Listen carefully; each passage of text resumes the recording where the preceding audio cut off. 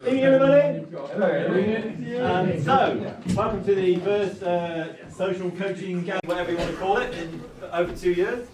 Good to see so many people turned up. It's brilliant. So, obviously, the theme for tonight is cross country, and we have our panel of esteemed flyers.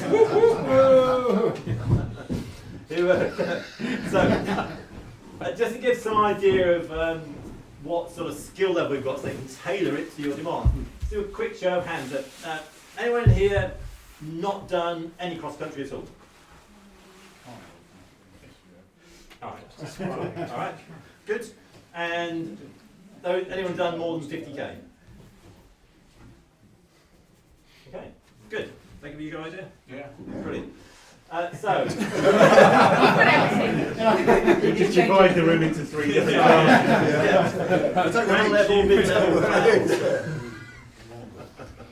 All right, cool. So it's very informal. We deliberately made it this way for our first sort of social get-together to make it a friendly evening. They'll do their thing and then take questions from you. I'll sort of like field them as best as I can, keep it on track. Otherwise, over to you guys, and thank you for being here. Cool.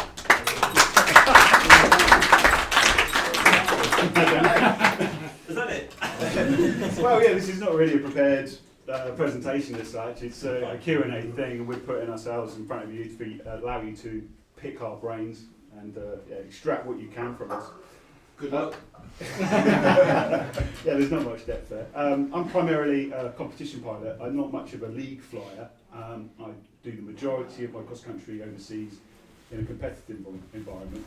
But my background is, I've been flying for about 12 years. I've been teaching for about 5 until recently. And now I've come to do something a little bit more with the club coaching. Andrew's more of a league flyer. Yeah. And you're doing rather well at the moment, aren't you? Yeah, I'm doing okay. So I've got 600 hours. I started 3 years ago, just over 3 years ago. So yeah, a little bit addicted. Yeah, flying 100.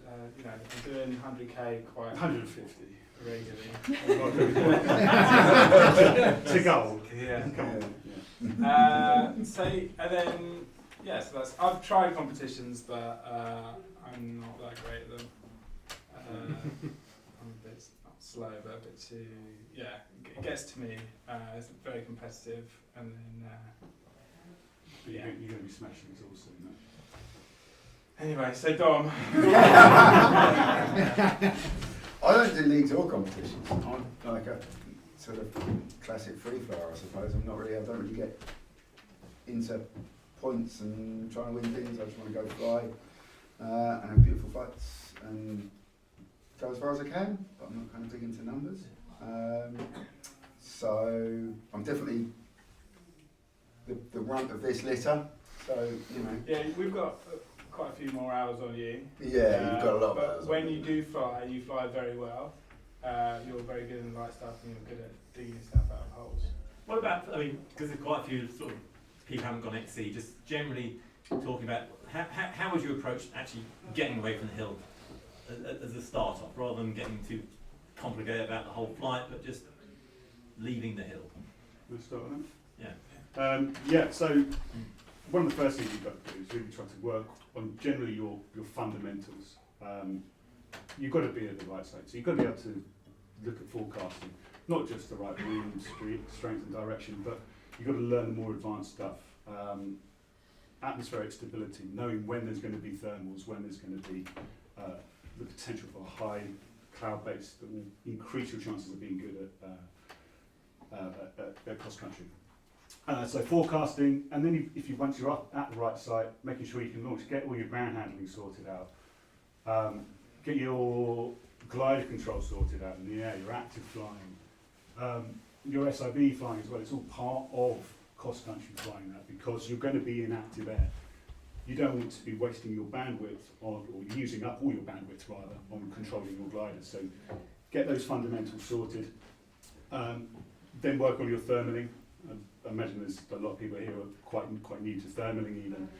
Go and read everything you can about that, learn about mapping. And once you've got all those fundamentals in place, then cross country becomes relatively a straightforward jump to do. And that's where Sam is now. You're sort of at the point where you've gone off. Sounds over there. You're doing all right as well. That's where Sam is. Oh, that's who he is. But you're kind of at that point where all of those things are starting to click. Yeah, I think there's definitely a clicking moment with that stuff. I think the other thing is, ultimately, there's no difference between flying cross country and just flying, right? No. It's just that you're leaving the hill. So really, the only actual difference is that you're going to land in a field that isn't a field that you know. So I think getting your landing sorted when you're talking about fundamentals, really good thing to do. Once your thermaling's a bit better as well, you've got that headspace to kind of look at fields, pick fields out, make sure you've got an idea, make sure you've got multiple options, because you might end up with fucking power lines all over the shop or whatever. And really that's it. And I think the thing that's made the most difference for me in terms of getting away from a hill is going to a hill, planning to fly cross country. Once you get up, you're in a climb. If you're at 2,000 feet and you're in a good climb that you think is going to take you to base, that should be it. You're gone. You're going cross country. You don't care about the hill's just a launch pad at that point. So don't even entertain any concepts about going back to the hill. I think if you don't have that mindset that like, I'm going to turn up and I'm going to fly cross country, it's so easy. You get up to 3,000 feet, 4,000 feet, maybe the lift peers out on you a bit, you're in two minds, you don't know what you're going to do, you maybe try and go back to the hill, then you're in sync and you're at 2,000 feet and you're fucked. And you either end up flopping out the back or you don't make it back to takeoff or whatever else. So I think for me it's having that mindset of I'm flying cross country today, I'm at the hill for one reason only, and that is to find a climb to get me away. Yeah. And that's it. That's what I'm going to Break do. the leash and go. Exactly, yeah. Yeah. And that should be first and foremost, because that is the thing that stops you, I think, ultimately. So Dom, when you decide you're going to go flying tomorrow, for Yeah. instance, how does the night before that differ now than it did say 2 or 3 years ago? What do you do now? Yeah, it's a good question. I think the main difference for me, so I don't get out that much. I've got a really busy job and young family and all the rest of it. So the main difference for me is I'm pretty much only going out when I think I can fly cross country. Yeah. Whereas 3 years ago I was going out in anything to get out in. If it looked soarable, I was going. To your point about forecasts, I probably didn't know that much. I wasn't really aware whether or not it was going to be a really good day. Yeah. I'd work out that I could fly, it was flyable, but that was kind of it. Whereas now, I'm doing what Mike was talking about, I'm looking at the forecasts, working out where I can get to, where I can get away from. A plan, I mean that's the other thing I think, is probably having a plan. I think it's quite often when you're starting out, you just take off and then you get up to cloud base. Down here in the southern sites, it's not too bad because you've got the sea, which is a really amazing kind of landmark for where you are. So it's like, where am I going? Well, not towards the sea and not towards Gatwick. All right, brilliant. If you're inland, it's pretty easy to get up cloud base and have no fucking idea where you are whatsoever. I don't even know which way is south. What tools do you use, what apps do you use to determine what is going to be a good day? The best one is loads. RAS. Yeah. That fundamentally, you should first look at RAS. Like even lazy RAS is great. Where you're just like, right, the whole country's red. I should be going out tomorrow, and you can do, and then you can go look into it further. Is it too windy? Why is it red? Or why is it downgraded in this area and not in the other? So it's a good starting point. If it's red or if it's relatively good, I'll go out regardless, because it's just good to test the air. It's good to be out in the air and just. Not just on the 5-star days, we should be flying in 1-star days, because it's crazy what you can do in just a mediocre day. What you can learn and Yeah. see it as a bit of a training day. And that's the same as K-Burn. K-Burn is a crap site and it's a hard site, but I've learned the most from K-Burn. You can't really go far. If you go, you have to go super early, and then you have to survive. And there'll only be one climb out. There's only really one Pretty climb much. out. But if you do stay great, for the whole yeah. day, you're firming, you're playing around, you're pushing out front with your friends, and then you've got to quickly get back to the hill. It actually raises a really good point, which is, if you can really want to fly cross country, the best place to do it from isn't here. Yeah. It's the bottom line. It's a really good place to learn because it's fucking difficult. Yeah. And if you get good, then you do what these guys do and you turn up at a site you've never flown before and smash it and outfly all the locals, because it's really tough. And so it's great to do and it's great practice. But if you want to get some good XC under your belt, and it's good to get that kind of, it's really great to get a good long flight right and get your confidence up. the best place isn't here. Do you think it's true to say that it'd be useful to go as a group rather than doing it individually? Yeah. Has that been your experience, or have you done it? I'm shit. I always end up on my own in about 20 minutes. So I take off, climb out, and I'm like, where'd everybody go? But the best flights I've had, the longest flights I've had, have always been in groups. And I have no interest in it. And I think to Andrew's point, what we do the night before is we talk to the other community of cross-country pilots. Try to network yourself, get yourself in, go and ask questions, show some keenness to go XC, and people will welcome you in and include you on those conversations. Today, I think on our little group was like 100 messages of excitement of this upcoming weekend. It's all different ideas, different viewpoints coming about where we're going to go, what we're going to fly, and try to fly together.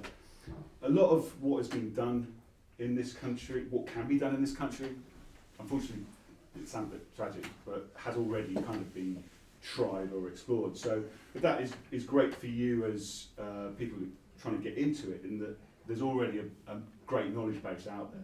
And if you can tap into that and get into that sort of knowledge base, there's loads that you can learn off other people, and networking is really kind of a fundamental of flying as well, is getting into, you get a good base, engaging in the community, Yeah.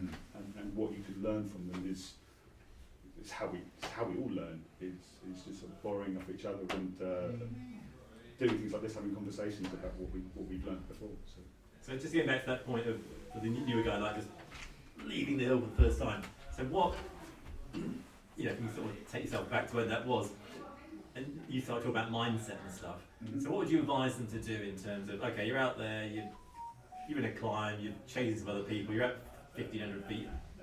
So what do they have to kind of get their head around just to go, okay, I'm going now? Prepare to fail. Yeah. Don't worry about it. Yeah. The first few times you'll go downwind and you'll land. And I still remember. You still the feel first pretty flight. stoked. No, eventually, yeah. The first flight I had, I went up to base at Devil's Dyke, and then I just glided and then landed in the golf course behind.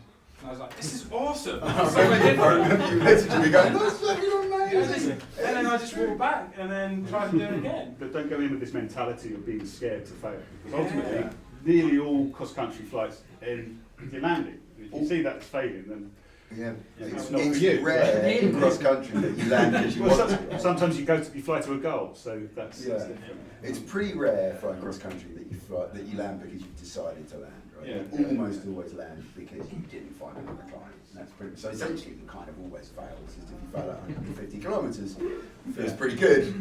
But at 15, it's maybe not so But with great. every failure, you generally You learn something. learn many things. Yeah. So, I think from a sort of when you're starting out, one of the greatest things that happens is finding that second thermal. Oh yeah, totally. And because when you leave the hill, that's it. You cut the cord, Yeah. and you've You no can come on idea your own. when it's going to be or how it's going to be. Yeah, it's a When really you good find point. it, Second thermal that is the It's- hardest thermal, yeah. because most of the time we're leaving the hill Pretty at probably early. what, 10:30, 11 o'clock, and we're most of the time we're in a wind facing hill, and the thermal takes us all the way out to base in like 3 hours. And we're like, yes, what a great day, and then we're searching for the other 3 up that's going to take us, but it's 10:30. And the rest of the thermal's probably just stripped. It's the we're in land an is area that now. we don't know as well. Yeah. Yeah. And now you're going to areas that aren't facing the sun, or the wind's slightly off, and you're like, well, why isn't this working? And at that point, we got to hold on for dear life, and you've just got to stay up. Yeah, the first bit's always slow, right? I So, think so the other think of factor that is as a tactic. get- So you've got up, you've made that decision, you're leaving the hill. So now, how does your sort of thinking switch? I think the first thing before you get anywhere is get to cloud base. Don't, if it peters out or whatever, just go, oh, I'm going off. So find it, search, do work zeros if you have to. You've got to get to base because it's early, you don't have many chances. All about altitude is chances, right? Mine probably pings off at about 3 grand and goes crazy. Yeah. Don't follow Martin. Fly back. Having lunch is That's it, next up. But I think that's really super important. I have a little kind of mantra when I fly, and it'll be different on different days because it will come down to what I've decided the plan is, right? But it will certainly start with get to base, and then it will probably be, you know, get high, stay north or something if you're trying to fly from Bow Peak or something, right? So that's what I'm going to try and do until the day starts working, and then maybe, you know, you can kind of change gears a little bit. Like last Saturday, anyway, a couple of days ago, I couldn't get to base until 4 o'clock, 4 hours into the flight. So, Can be difficult. Yeah. so this is at Milk Hill where you've literally got to take something and it's blue behind you, it's blue in front of you, so you're like, well, I'll just go with it, see what happens. And we were just drifted. I literally was in a 0.1 up and then a 0.1 down. I was like, oh, I'm happy with this, I'm still in the air. Yeah, that's Let's see what important. happens. 0.5 down is still lift, right? Yeah, You know, still it's in still the better one. than you. And that's a really important point. So it's taking you whatever 4 hours to get to base, but you're not going off on glide, right? You're No. trying to work it to get to base. Yeah, you And have to be that's the thing. tenacious. You've got to be tenacious. And stay in whatever Yeah. lift you've got, particularly when you're starting. Find something to stay, Yeah. even if it's a zero sometimes. Just Yeah. stay. It can develop into something even better. Yeah. So when you've taken So that first climb, let's say Yeah. you're at Caburn and you've Yeah. got up to You 3,000 never feet. get to base. And you're just about, but you're just about, you're drifting around. You're just about at base. The only time I have done, I flopped straight over the back. You're just about at cloud base. You could get back to the hill. Yeah. Do you just stay drifting around in that Yeah. one thermal? Unless there's something really obvious. You don't sort of push So- off downwind, do Yeah, you? so this is You another You really stay with good that point. first There's thermal. rules of Caburn that you have, because again, that's 10:30 takeoff, right? Yeah. And so maybe. the day doesn't start until 12:30, 1 o'clock. And half Cayman's one. got this big dip behind it that just depresses all the air. It's like, quite often until you get to Heathfield, you haven't got another climb. Minefield, yeah. Okay, so you would just stay with that one, circling round, up and down it, What you try and want stay to do under is that stay same with cloud. it and then hope someone else goes off on the And then you can be like, right, and don't even follow them. Wait till they make a move and they start going up. Fly with Johnny Fox, he's pretty good at Yeah. So yeah, totally. Unless you can see a definite climb that you can reach to above the point that makes you sure it's a definite climb, whether it's a bird or another glider or whatever else, it's really important. If you're at the same level and you fly for that climb, you're going to get there 1,000 feet underneath, and maybe it's still working, maybe it's not, and it's really hard to find it when you're trying to map from someone above. So unless you can get to that climb above it, work what you got. Even if what you got is not very much. In the UK, we find a lot of wind, and you've probably got 20 kilometres an hour drift speed. So if you're doing 20 kilometres an hour, just sitting there. Yeah. It's totally different from mountain flying. You've got to make moves, and you've got big climbs, and it's obvious where they are. There's by at the top of that massive great lump of rock that's obviously hooning up. You know, it's easy. For me, the answer in that depends on at a certain stage in your flying progression. You have bandwidth when you're in a climb. So if you're in an established climb and you're in a half up or one up and you've got a nice cadence, you're therming smoothly, then you can start to look around you, and that just like driving a car, the changing gear becomes automatic, and you can start to look downwind at what are the clouds doing. When you're at cloud base, it can be very difficult to plan that next move because your visibility your depth perception of where the other clouds is often obscured by the cloud that is right in front of you. So to make that judgment, you've got to really be sort of making that plan to make that move as you're getting near it. And you can only do that once you've got that bandwidth, and that comes with experience of practicing. Unless you're lucky and you're just an actual. But for me, it took a lot of practice to get up there, a lot of time of just allowing the glider to turn and mastering the little inputs that you need to adjust your mapping of your therming. But that comes with time, and once you've got that, then you can actually sort of plan that move. You know, when you're 100 meters away from the cloud, you've got a good idea of where you're going to go.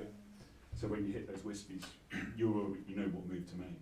That's what you should be trying to work towards, in my opinion. Yeah, that's probably true. But you're not going to be there when you start, right? So, No. Yeah. So here's an interesting question. If you so you're at base and you run out of lift and your lift starts failing and you've got to make a move, and you haven't worked out what you're going to do because your brain space has been all taken up in what you're doing, what's your approach there? Andrew's long got these days. Never followed me.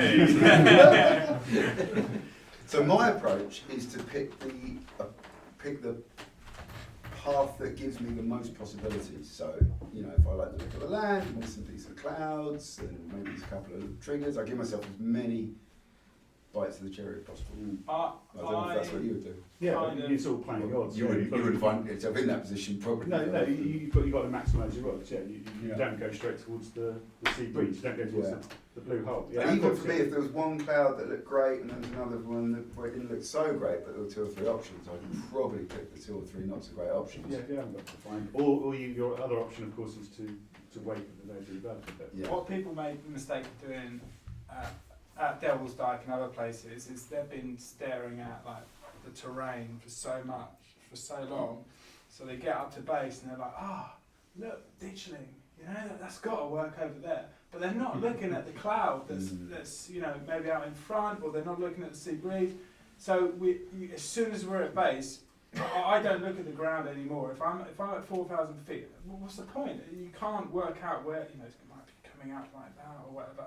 Straight to the biggest cloud. I think also with UK to a flatland terrain, it's not obviously totally flat, and what you're looking for is quite small undulations that can cause those triggers, and from 4,000 feet you've got fuck all chance.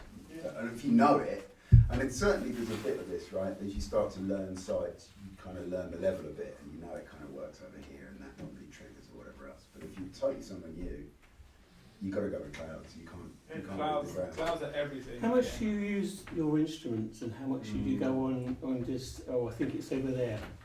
For finding thermals, Yeah. I don't use instruments at all. I don't know if that's the same for everyone else. For finding thermals. Well, for example, if you're going across country and you're looking for your next thermal. If you've got an instrument that tells you where thermals is, I want to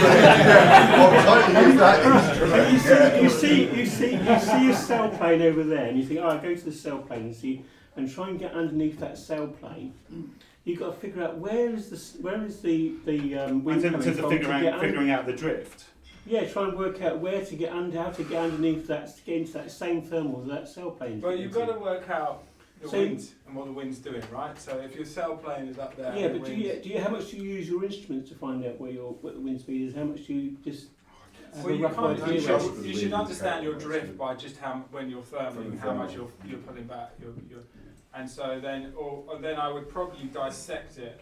You know, so if the sail plane's over here and I thought and the wind's pulling it, I'd probably try and go through it. But one thing I've found that's useful is trying to connect. This is where looking at the ground can be useful. Is trying to connect the cloud and the climb to the ground. So trying to work out what the trigger or the generator is that's feeding that.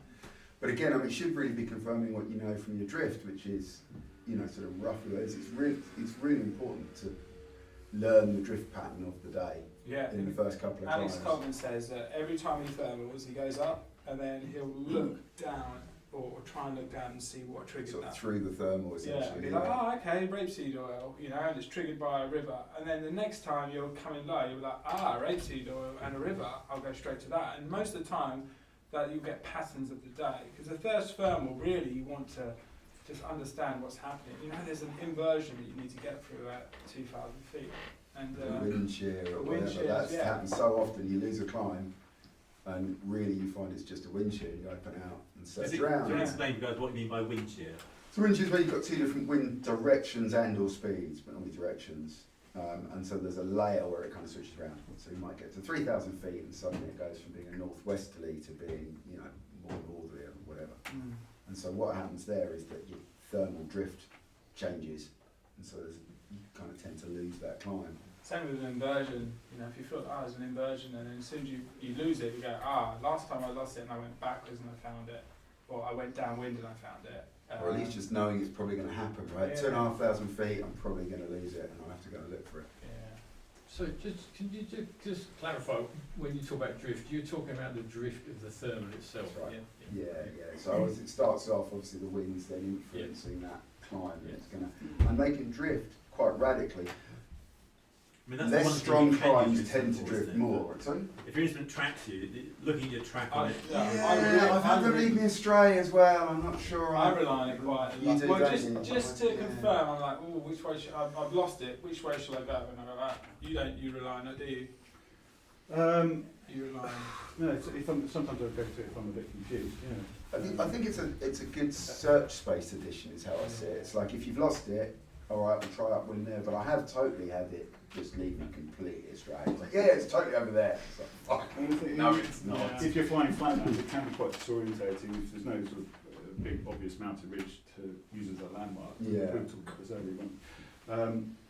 Yeah, when you're in flatlands and you've been going round and round and round for 15 minutes, it's like, well, which way's the wind? I did it. And especially when your instrument's got about a second lag on it. It's Yeah. like south, no, west. I did it on Sunday, and I got up to base, and then maybe got my head into the cloud, and then I came out, and I just thought I was going the right direction, and then the other guys that I was with were like, "Oh, you're doing an out and return, are you?" Oh shit! Stand by.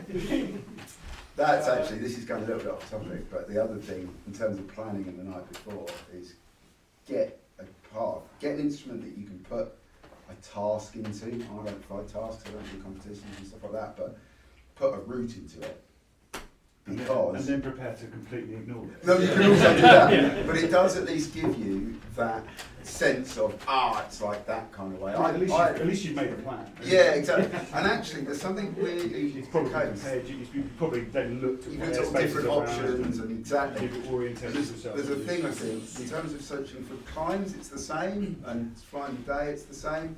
You've got to have a plan, even if that plan doesn't end up being what you're doing at all. It makes a huge difference. If you've got a plan, you'll be successful. If not, then not.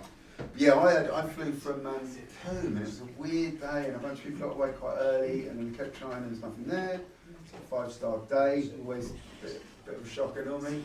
And then I think at about like 3, I got this horrible snot rocket of a climb to like 6,500 feet, and it was mental. And I got to cloud base, and one other guy on an Enzo who had this kind of Richter screen going, yeah, it was great. So yeah, I loved it too. And yeah, I just got completely discombobulated. I didn't know where I was, I didn't have a route set, and I flew off 30 kilometres and flew smack into Southampton CTR. Went, oh shit, and then tried to crosswind it with like 200 yards clearance and ended up on the ground.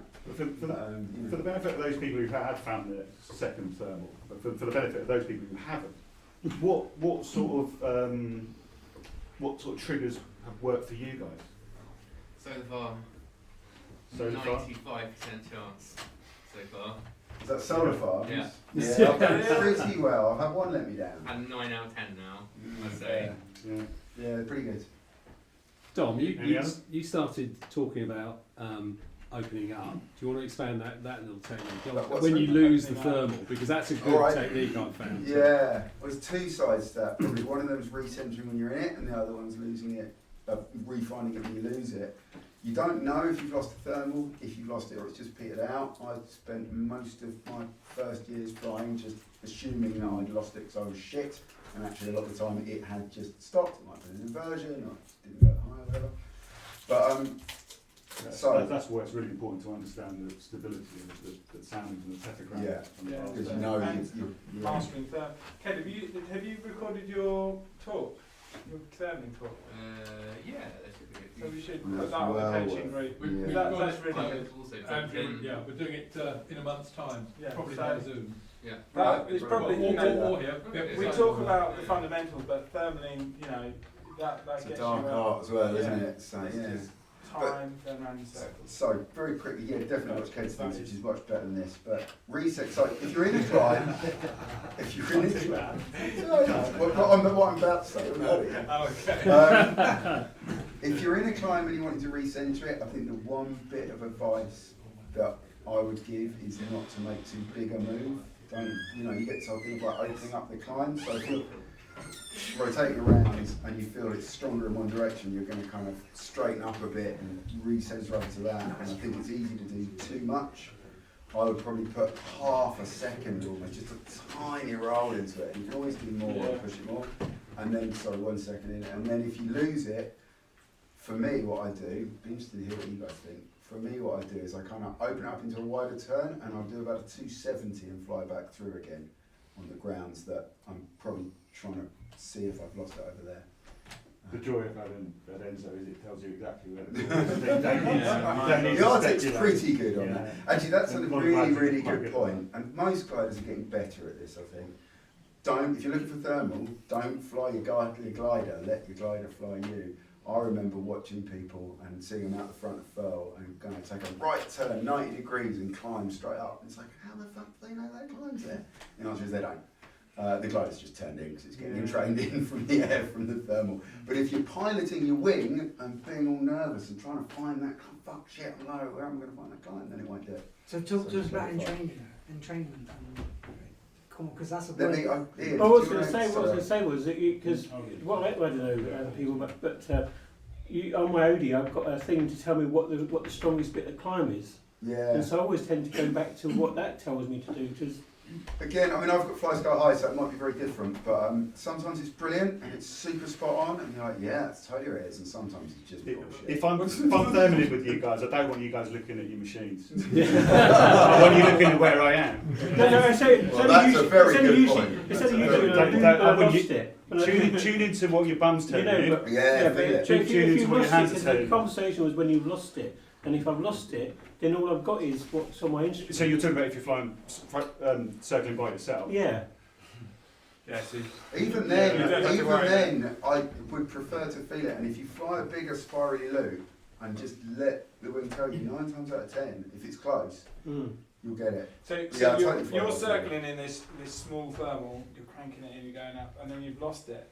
So what Don was talking about is, what am I going to do? So he will open up, he will level up, and then he does a bigger circle to go for searching for it.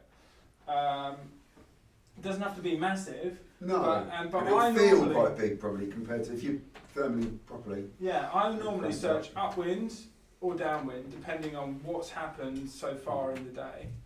So I open up downwind, or or use. My general theory is to go upwind first on the Yeah. grounds that you can get back in downwind. So if Yeah, exactly. you've got a thermal that's rising up like this, then you lose it in your downwind a bit. Trying to get upwind into it because you're sinking down like this, and there's generally pretty sinky air behind it, is really, really tough.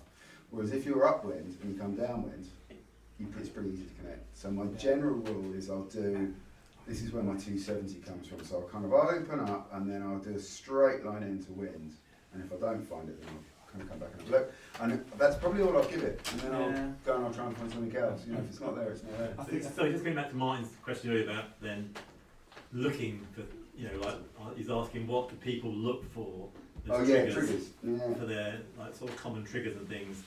And just take at that point, the place not to look is the instrument, is to look at Signs of the environment and what's going on. Yeah. The amount of times Yeah.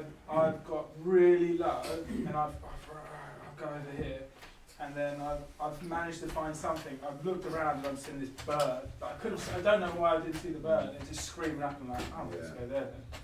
Yeah, Russ says this, doesn't he? Russ Ogden, observations, the thing. Yeah. I'm rubbish at it. Everyone's rubbish at it, even the people who are good at it. The better you can get at observing what's going on, the better. This is another thing about dependence on instruments. If you're looking there all the time, you can't look in there and what's going on around you. It just takes, you've just got to let your eyes gaze out there, and they'll pick up the birds that are out there. Birds are the best. Or if you're flying with a gaggle of people, and this is one of the things we haven't talked about so far, isn't it? Is make sure that when you leave the site, you're with a little team. Spread out a little bit, don't spread out too much. Yeah. And then you can find that next lift together, that next climb together. 3 gliders can cover 10 times as much width of the path than you can by yourself. You can quite easily fly past. So just maybe you guys talk a bit about how to work together. So you're working like as a team rather than fighting one another in the area. So everyone does it, but you don't want to really, if you're flying as a team, be pimping off each other, which is one person's flying out and the other one's directly on top of them going, oh. It's just not working. Do you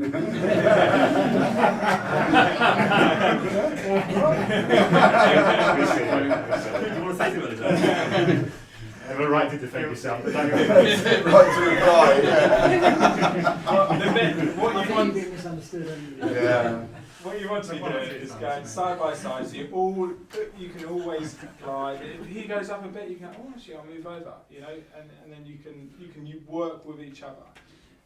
If you're just downwind of it, you're not helping at all.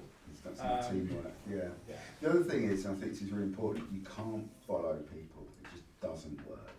Like, you go behind someone, they've got a great line, and it's just not there for you. So what you've got to do is use them as information for what the air's doing, and try and draw lines as well. It's like, he's got going up there, there's something else going up over there, there's probably a good line behind there, so maybe I'm going to get over, try and get onto that line.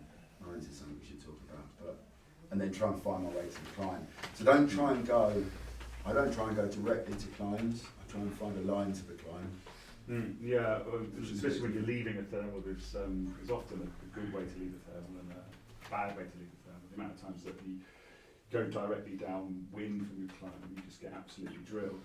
And sometimes you're listening to the glide and you're looking for maybe a little kind of panhandle on the edge of the cloud that you can use to kind of escape, and that kind of points you through the sink. Don't accept a shit line, that's the thing that I've learned. Is that always the case? Or is it? No, sometimes you can be leaving a cloud base with somebody else and usually you just get absolutely screwed and somebody else more or less maintains their height. And yeah, sometimes it's marked with a little panhandle on the side of the cloud, sometimes it's not, sometimes you just try and feed it, and sometimes you have to react to, if you are flying with somebody else, you can see their lines better. Get over. Get over. Is it worth mentioning, you talked a couple of times about letting the glider fly and letting the glider take you to the thermal as it wants to. Is it worth just talking about what you're doing with your hands in that process? Yeah, first of all, I think it's important that you've got to maintain control of your glider, fly it safely, actively fly. But some people, and I did this earlier in my flying career, was to overpilot, fly the glider a little bit too slowly. There's a fine line between overpiloting and piloting well.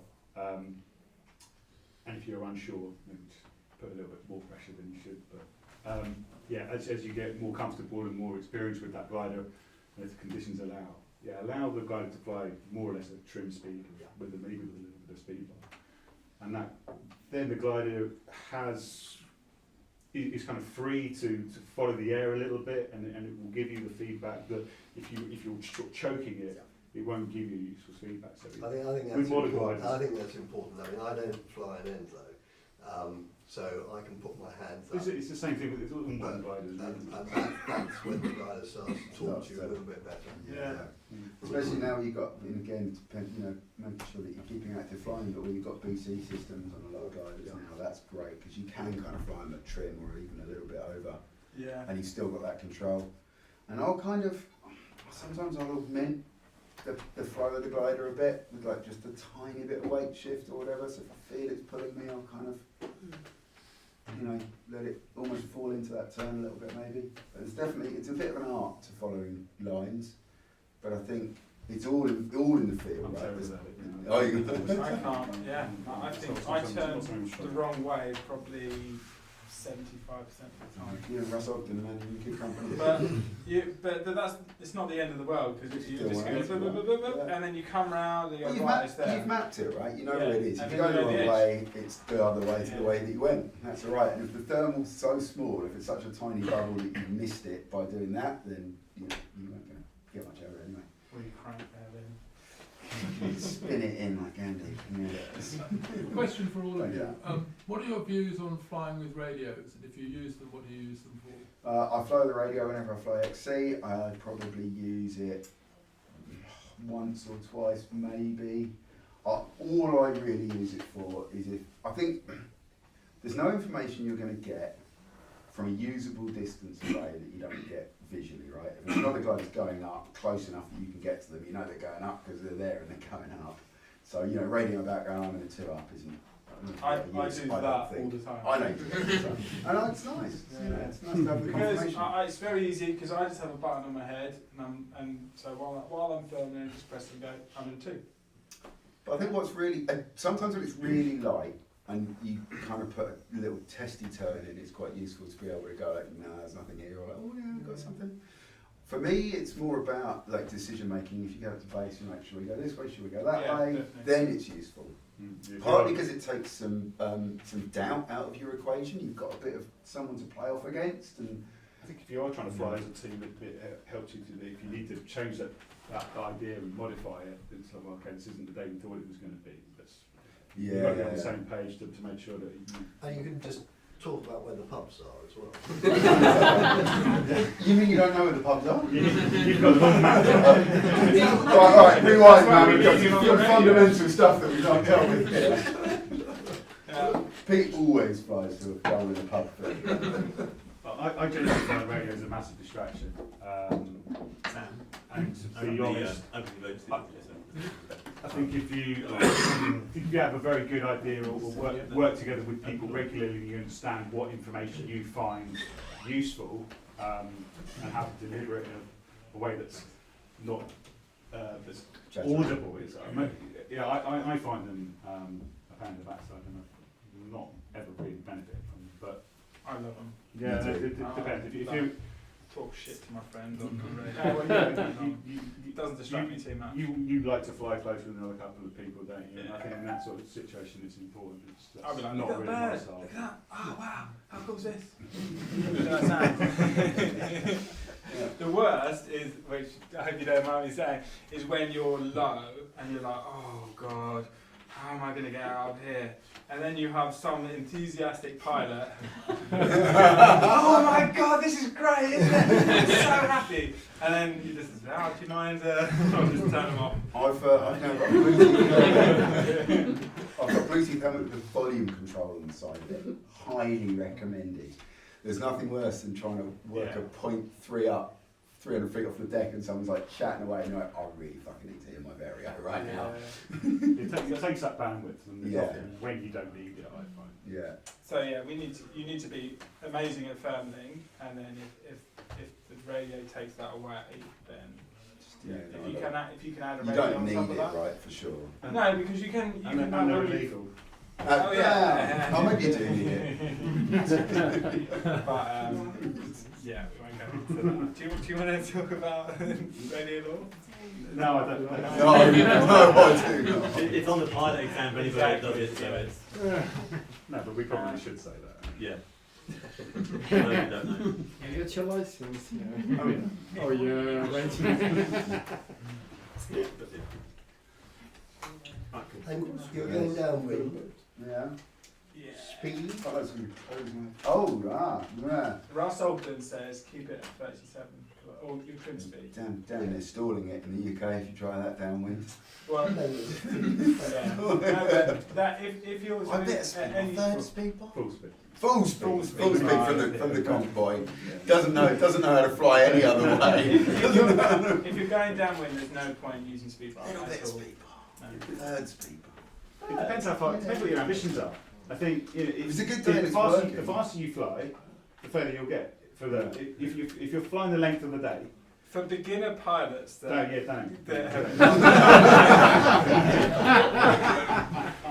Yeah, right there. For me, who's really slow, and I need you want to fly 8 hours, but for someone, they should be. Really, for their first 50k, you should just stay with the first cloud. What's the point of moving to another thermal? Yeah, this is totally the thing I'll say, and I think also if you read, you can't do it. If you read all the books on flying cross country, they're all written by mountain dudes, and they all talk about speed to fly, and you've got to do this, and you've got to hack off that speed. It's fucking bullshit. Okay, that's the most important thing. Forget all of that. Fly as slowly and as patiently as you possibly can until you're running out of day. But you won't really race. Unless there's a scene the way, which haven't seen around here. When you're running out of day, you can start speeding up, but until you're running out of day. I think it's true. If you're brand new, you haven't got an XC before, the fastest way you get yourself on the deck is to go chasing. Following Martin. Yeah. Well, that's the other one. Don't follow Enzo's. Don't follow Enzo's. No. I had two, so I'll get up. Regardless of how quickly I get up, I'm in defence mode until I feel comfortable with other thermals down. So then I'm I'm getting up quite quick here, and then again everyone, and then I'll start pushing, and especially if it's like past 2 o'clock, and then until maybe the cloud comes in or whatever. But so like you said, sometimes being the first to slow down is the best. And sometimes when if you are the sort of pilot that likes to fly fast, you've also then you've got to be a good pilot at being able to slow down. Switch Otherwise, back. you're very dynamic on the ground. Yeah, So, fair. I think the it's ultimate a very hard thing to judge that. I think the ultimate answer to your question is it depends on the confidence level you've got to find that next thermal, right? If you You're see pretty some- sure yeah. you're going to find a thermal. If it's a booming day and it's working. If you've And got it's a James weird in front of thing. you in a 2 up, Yeah. screaming, I want full Full bar, bar. full Every bar. time. If If you know you- someone in front of you is going up at 2 meters a second, full bar. If you can see a climb and you can get to it as much speed bar as you're happy. Because what to you push don't want to the do is conditions. get there and get the ladder lifted up before you get there. Yeah, no, totally. And that's another thing is people will talk about speed bar level, and it's true for a lot of stuff, but I think particularly speed bar, and say, oh, half bar, full bar, or whatever. And you should always, especially if you're lower air time, that means as much speed bar as you're comfortable pushing in the conditions up to that maximum. Doesn't mean you have to push full speed bar. If you're not comfy, you should. You should. Yeah. It comes down to sort of the fundamentals of glider handling. You know, if you're high and it's something. A lot of students that come out of school will they'll do big ears, speed bar, and that sort of stuff, and then they won't. They'll be taught about the associated risks about that, and then think, oh, that's a bit of a risky manoeuvre putting a speed bar on. You're more likely to take a collapse and that sort of stuff. When you've got a bit of height, get comfortable with it, keep practicing it, and just like all elements of the fundamentals and glider handling, keep refreshing all of those skills that you did when you did your CP. Build up those confidence, build up. Just keep practicing it because that will serve you well. At whatever level you fly. What we do a lot of the time when it's not an XT day at the dike, we will get up and we won't go downwind, we'll push up in front. And most of the time you don't find anything, but then you can work out, you can put your full speed bar on, and sometimes you find a little another thermal and then you can keep linking them up. But the worst case is if you're pushing into wind, you know you can always get back to where you started, unless you're super low. But most of the time you can get back. So if it's just a fun day, just go out and just keep pushing out and see what you can do. Because a lot of people they'll sit at the top of the dike or above the pub and just keep firming. And you're like, well, do something with it. Go for an explore. You've earned that. You've got that firmly all the way. Now let's go. See if you can go to the cricket pitch. It's See if you can get a a training Waypoint. day, right? So try and oh yeah, here we go. Picture that. Yeah, what I try and do is use any day that you can't fly XC as a training day. A lot of the winter is this as a training day. And might be training. Well, because you can't get it's not got high base doesn't mean you can't practice cross country skills. Yeah, exactly. Yeah, go with okay, well, cloud base is going to be 1,000 feet. It's not very good. Cross country base doesn't mean that you can't look at those fundamentals. Yeah. How far did you guys fly under a 2,000 foot base the other day? Not further than me. Which day was that? Again, I think a lot of afraid about. I think it was 1,800 feet. 2.5 hours under 2,000 feet. So again, just go back to the thing about not being afraid about bombing out. So it's a low base day and you're practicing. So just be prepared to push out. If you land out, push back again. Dandy will probably pick you up. Yeah, I've had some awesome adventures trying to get back. It's just the next step. And there is something very enjoyable about getting back really fucking low and making it back up. So, squeaky. But it's no, give it a try, right? Yeah, definitely. You've got, this goes back to what you were talking about, Martin, about not being afraid of failure. You've got to be willing to push it. And as long as failure just means landing, as long as it's not causing serious challenges, you've got to be willing to take that risk to get anywhere, whether that's increasing skills or doing that as part of a group, it really helps. I did my first cross country in the British Club Challenge, and that is just it's not really a comp, it's just an organised thing where loads of fresh XC pilots who've got some thermaling ability will go, and the idea is we're all going cross country. We're not great sky gods that lead us. We're all together. We're just going to go and have fun. We are going to leave the site. Does everybody know what the BCC is? British. Does anyone explain a bit more about it? Yeah, because it's a really good. It's a really good point. It's a brilliant place to do your first cross country. It's a great thing to get involved with.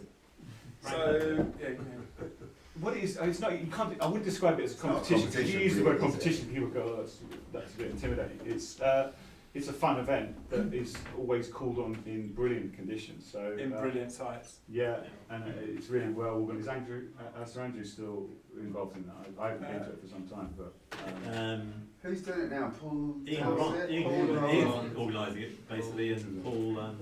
But Yeah. but basically all over. There's a Telegram group for it, and you can join up. And basically, get what happens involved. is It's a highly different recommended. clubs call around when there's really good conditions. So some On like Saturday. London House and Anyone Saturday. isn't signed up. Brian's an active BCC pilot. Yeah, Brian, you Right, yeah, there you go. Yeah, I'll tell you. Okay, well, for those of you that don't know, this weekend there are 2 rounds called in the BCC. That's Can good. you explain a bit more what the BCC is for guys who know absolutely nothing about it? Like, Okay, it's a simple competition, although it's not really it's not a competition in terms of flying a task.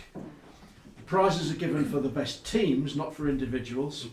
Clubs put in teams of 6, or at least up to 6, and the scoring is worked out. I don't know the exact scoring. It's against your own personal best, isn't it? Yeah, So yeah, you're not the main- measuring You yourself. do score personal right? bests, Yeah. and they're very free with prizes for personal bests. Personal so bests on the in actual day, what's the plan? What happens? Okay, if I could take it back to this weekend, Yeah. because we're going on one this weekend. So they've called it at 100 House in Wales, and there's also a round called in the Peak District. The majority of us who signed up early are going to Wales to 100 House. This club have put in 2 teams, the Southern Slackers and the Southern Skivers. There are still some spaces. We arrive on Saturday morning. We meet our fellow competitors, some of whom we won't have met before.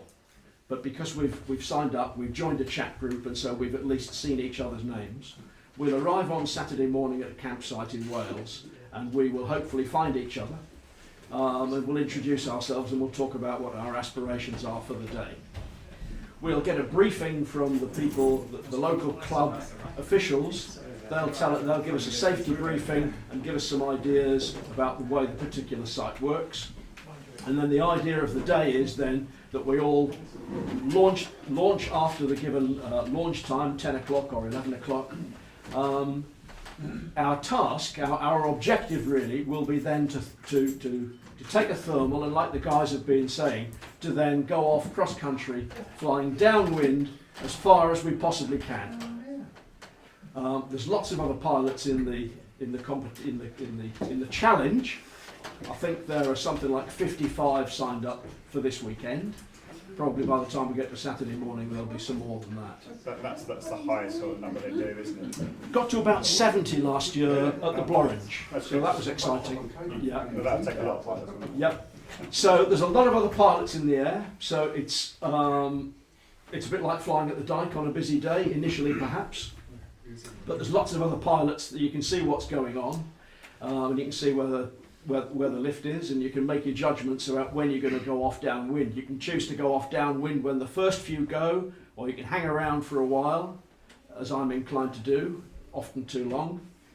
But then you choose to go off downwind, fly as far as you can, and when you do land, because you're in a team and you're in a Telegram group with other members of the club, we can talk to each other and arrange ourselves to get ourselves back to the campsite again. So not all of us will have been lucky in flying very far downwind, so there'll usually be somebody who's there back at the campsite with a car who will come and pick us up. That's not like normal cross-country flying, is it? Because we don't have to aim for being somewhere near a railway station. We know that there's going to be a bit of an organisation, albeit a relatively informal one. It's fun. It's a great way to meet people, and great way to just break your cherry and get away. That's right. From the site, because Yeah, everyone's good there to briefing. do the same thing. Yeah. Great, thanks. I think that answers your question, Dom. It's brilliant. Thank you for that. The spare places this weekend, if anybody's interested. What kit do you need to have for the BCC? Well, only the same as you would. Only the same as you normally turn up. So I'll have a beeper in my ear. I'll have an app on my phone. And I'll keep it in my pocket or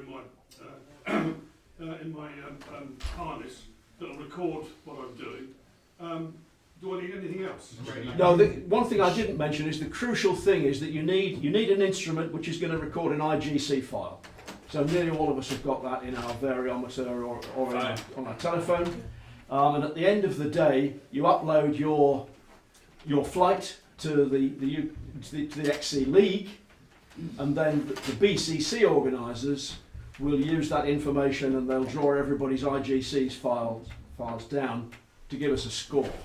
But the only thing you really need is your telephone, well charged, and maybe something to charge it up with in the campsite. And you need to be on one of the Telegram groups really, so that you can correspond with your other team members. Apart from that, you really only need what you normally fly with at Devil's Dyke or at Firle. You should have a radio. Radio's a good idea, but they're also using Zello these days. The other thing to add is that you do not need to be pilot rated. You don't need to be pilot rated, no. No. Which is- But they encourage CPs and early airtime pilots to go along, because it really is a low-key event where there is lots of help and assistance and encouragement to encourage new pilots. It's a coaching event. Indeed, That's yes. So there are dangers like, for example, trouble in airspace, for example. So you don't have to have that sort of instrumentation. Well, you need that anyway, don't you? If you're going to be flying around in a place anywhere near any airspace, you need to know. I'm saying, are these sites in places where that's not likely to be an issue, or is it like? They're easier to fly, so in Wales there's limited airspace, but you still... You will need to be prepared to yeah. deal with that. You'll be well briefed on it, and they won't tend to go to sites where it's a real challenge. 100 houses is a great one, isn't it? I think it's fair to say if you're going XC, you need to have something which gives you airspace. Yeah. Downwind of 100 houses, there is airspace quite a long way down. There's that up near Pan, isn't there? There's that, I think, as John said, if you're flying XC, you need to know what the airspace is. Yeah. So if you want to go on Saturday and you don't have it sorted, you can still go and just have a good time. You just want to, someone will tell you where airspace is, you've just got to land if you get there, but you'll have had a great day anyway. More long term, you should have a way of knowing about airspace, even here, right? Shouted airspace alerts in time, didn't you? Airspace! Don't get put off by the whole competitive thing. It's a very friendly coaching environment that we're all in it together. Love Yeah. Beautiful. Good. So for newer guys who've not done XC, if you've got questions, ask. Well, my question about the BCC is there's a low airtime pilot. Well, I mean, I guess the minimum requirement then is to be reasonably good at thermaling. You'll be able to launch yourself. Autonomous launching and landing. Really. Thermaling will help, But don't let it be if you want to go for the experience, Right, go. Oh, it's so good. You're going to a site that's much better to thermal at. You don't have sea breeze. It's really hard to thermal and to do well in the southern side because you've got such a short window because of sea breeze. So go into a place that works consistently for as long as I'd go away. Also, when you've got a large number of pilots is a plus and a minus in different sort of ways. But if you're trying to learn how to thermal, having a bunch of people around that kind of show you what's going on with the air can be really helpful. If you lose it, you can look around and see they're going up over there. Might even be the same call. You get lots of different calls in thermal sometimes, but it just gives you another chance to go and have a crack. So it's no bad thing. There's normally about 4 or 5 rounds called a year, something like that, I think, isn't it? Yeah. So if you can't miss this one, then look out for the next one. Just early days, really. There'll be loads of good ones for We you. had 2 Southern pilots on the last one I did. That was my first one, but it was excellent for the briefings. Really good site briefings. Got everybody in the air. And it's George free, right? Especially George was free PD, coaching. so it was like, it's really Brilliant. Yeah, it's cool. Can you talk a little bit more about retrieve? Because one of the things that keeps people tied to the hill very often is this concern about getting back to the car. So we do there's a Southern Retrieves channel, and then Tim Pentrieve's set up something called, what's the XCRT. So that's all work. Maybe we can put something together on that. But yeah, but you use Telegram to say where you are, and most of the time someone tries to help you out or I think the first thing I would say about retrieves is I've never had a particular nightmare on retrieving. It's always been pretty easy to get back. There's people around, there's trains, especially the UK trains everywhere. I did land in the middle of a valley in the middle of nowhere in the Alps once, and that was pretty fucking painful. But if you're about to do your first 20, know, first or 10, 20k, someone's going to be close to wherever you know, someone's going to probably be coming. And Well, I you love do picking close up to someone that's somewhere all the time, buzzing off their first And exit. it's also fair to say if you're doing it like around these sites, you're only doing 20, 30k, you're probably near a train station. Train anyway. stations are everywhere. Yeah. Land near as you're comfortable to big towns is always a good bet. There's buses, there's trains, there's all sorts. It's just not a problem getting back. If you're really stressing out about it, a good trick is to go and fly somewhere you're flying towards home. So like Coombe's quite nice, that you go up to Coombe and fly northwest back, and then every kilometre you make, you get closer. Yeah, it's 100k back. Just 100k back. But I think the psychological thing of every kilometre you make, you're going closer to home rather than further away is quite beneficial. If you've got aspirations to do it, get on the retrieve group anyway, even if you don't think you're going to need to be retrieved in the next season or so. Yeah, get some good karma first. Yeah, well, Nice try, Andrew, I like it. I'll give you some tips on the way back. if you've got a buzzing XC pilot in your car, when people land, they always want to spill the beans. They'll either be buzzing saying that was amazing, you could pick up what to do well, or if they not made their goal or they could have done better, they'll be fuming, and then you can learn what not to do. So as long as they're in your car, you can ask them as many questions as you want. If they refuse to answer, then chuck them out and make them do. The other thing is you're never going to know when you're going to need it, right? So you can turn up and not think it's anything day, and you get up to car base and you string a couple of thermals together and suddenly you get 5k away. You know, it's not beyond the realms of possibilities. So it's be set up. It's certainly, you know, when I've had retrieves, just your general public are fascinated. Yeah. Oh, if anyone ever asks you how are you getting home, that's I don't know. funny you should ask. Where's the nearest train station? Yeah. Oh, it's really far. Suppose That's a shame. How am I going to get there? Awkward silence. Oh, just stare at them. Wait. They'll crumble. They always crumble. Pilot needs right, that's quite handy, that's what That sign has never worked for me. I drew my own, that made all the difference. Talking to people is much better, eh? Yeah. I had someone stop me and said, "Do you need a lift home?" Oh, it's amazing. And I was like, I'm meant to be asking this. Yes. That'd be amazing. Yeah. Yeah, it's easy. It's a lot easier than people think. And it's part of the adventure as well, right? It's great. Pubs are great. Yeah, it is. Yeah, you have to treat it as part of the whole day, don't you? Yeah.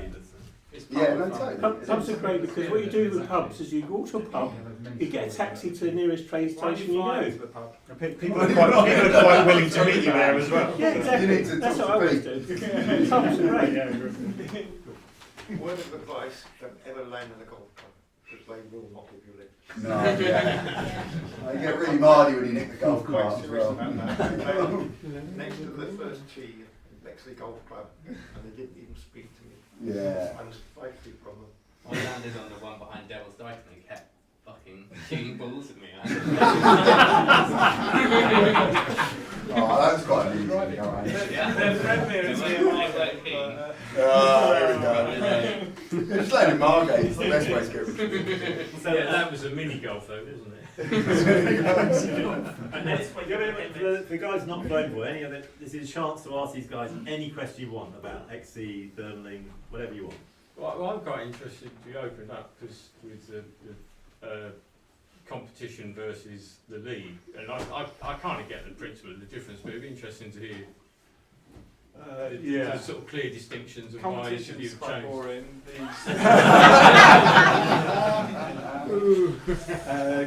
Competition is you're flying with 100 to 150 other pilots doing a course that's generally about between 3 and 4 hours, and you're racing to get to a goal. The person who gets there first gets the most points, and over the week those points are tallied up. League flying is something that's done over a season. And you're pretty much on call, so whenever there's a good 5-star day. If you've got a spare year of your life, then Yeah, the challenge with League is it skews towards people who can get to the best sites on the best days, right? That's a large part of League flying is the forecasting side of it. It's about getting to the right place on the right day, flying the biggest distance, flying the right You course. don't have to do either of these to No, I enjoy don't XC do flying. either of these at all. It's not. No. One of the things, the reason why I don't do it is because I'm fucking super competitive and I really don't need to open that door. But one of the things I like about it is I'm not in a situation where if I fly 40 kilometres I'm pissed off because I didn't fly 140 kilometres. And I do that quite often, so that's a good thing. If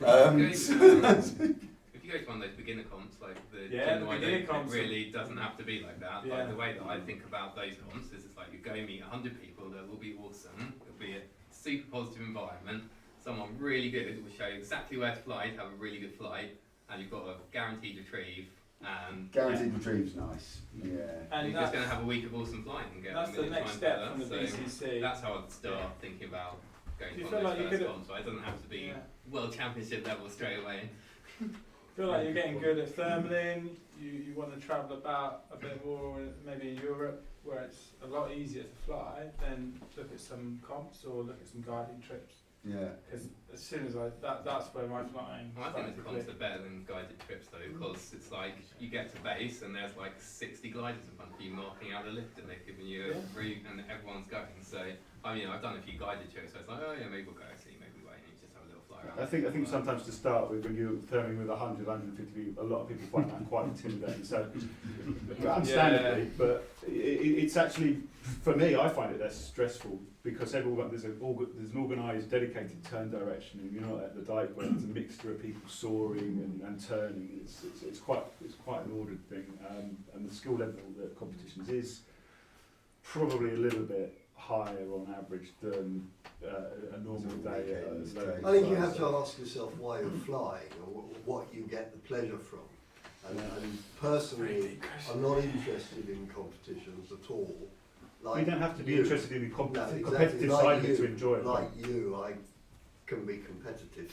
I never want, when I'm flying, for my competitive instinct to start clouding my flying instincts. Enjoyment, exactly. If you'll just go, But you can just get go up for in the fun. air, Yeah. exactly. If you just want to get up in the air and go cross country, and I think Dom's sort of representing that mindset here from on the panel. The air hippie mindset. Yeah, absolutely. I mean, you know, that for me that's as pure as it can be. Yeah. And developing the skills. We all compete with ourselves. Yeah. We want to improve, and that's good. It's good for safety, it's good for performance, it's good for achievement. And it's a lot of competition, right, with yourself. Yeah. It's not like cross country. It's like, that's enough, Not right? half, yeah. But also I think there's something incredibly beautiful about getting up to base and just heading off into the blue yonder. It's such a magnificent feeling. And so for me, that's it. That's what it's all about. Yeah. I just love that. It's I love that. And that absolutely nice. moment of leaving, right? For those of you who haven't flown cross country, you know, it's such an incredible moment. And for me, that just never gets old. And actually, the first climb out's my favourite part of any day. When you're in that climb and you know you're off, and you're like, oh, and the vario's beeping. Oh, we love the vario beeping. Before it starts going, at you.